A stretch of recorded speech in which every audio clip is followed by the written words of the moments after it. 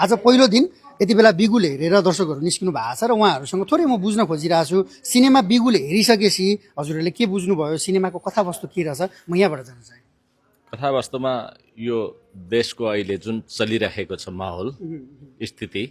त्यो अनुसार नै मैले भेटाएँ भन्नु पर्यो नि।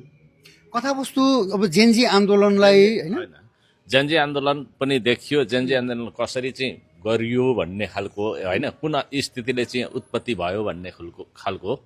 चाहिँ त्यहाँ प्रमाण भेटिन्छ। यो सिनेमाले चाहिँ कन्क्लुजन दिएको छ कि छैन नेताहरू जसरी बिग्रिएर गएका छन् भन्ने कुरो देखियो होइन जस्तै घुसखोरी कसरी कमाएका छन् होइन तिनीहरूको निमित्त निस्केको जुन आगो बिगुल भन्छ जुन होइन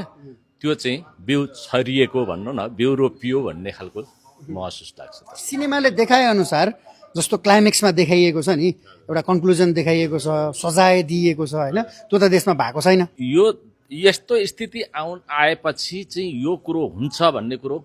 बुझ्नुपर्ने हुन्छ नेताहरूले। राम्रो छ हाम्रो देशमा जे भइरहेछ त्यही यो बिगुल भन्ने फिल्मले चाहिँ हामीलाई पनि धेरै जानकारी गरेको छ र नेताहरूलाई यो जुन हेरिरहेका हुन्छ नि उनीहरूलाई पनि यस्तो रहेछ जनताहरूलाई यस्तो सोचाइ रहेछ जनताहरूको मनमा यस्तो पीडा रहेछ भन्ने कुरो चाहिँ नेताहरूलाई पनि अलिकति छर्लङ्ग भएको देखाएको छ कि सिनेमाले देखाएको छ है। एकदम मन पर्यो एकदम जे हाम्रो देशमा जे भइरहेछ यो प्रत्यक्ष भइरहेको छ एकदम राम्रो लाग्यो जे होस् एकदम देशको लागि चाहिँ एकदम भावुक बनाएको छ क्या यो बिगुल फिल्मले चाहिँ। निर्वाचन आउँदैछ निर्वाचनभन्दा अगाडि जुन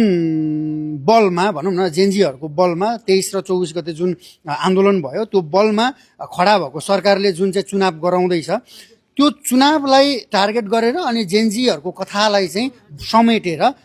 यो फिल्म बनेको छ होइन। चुनावभन्दा अगाडि यो सिनेमा हेरिरहँदाखेरि यहाँलाई चाहिँ चुनावमा कस्तो व्यक्ति आओस् जस्तो लाग्छ सिनेमा हेरिसकेपछि? सिनेमा हेरिसकेपछि यस्तो व्यक्ति आओस् कि हजुरलाई यो जेनजीहरूको नि यो दुःख परेको पीडाहरूमा जो जेनजीको जसको छोरा मरेको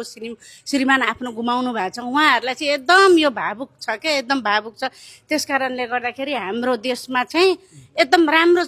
व्यक्तिलाई चाहिँ चुनाएर यो चुनाव होस् जेनजीहरूलाई न्याय गर्ने एकदम व्यक्तिलाई चाहिँ चुनाव होस् क्या यो हाम्रो यो एकदम यो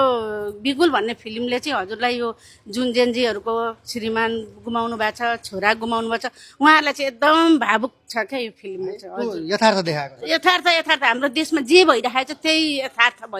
यथार्थ नै यो बिगुल फिल्मले हामीलाई दर्शाएको छ।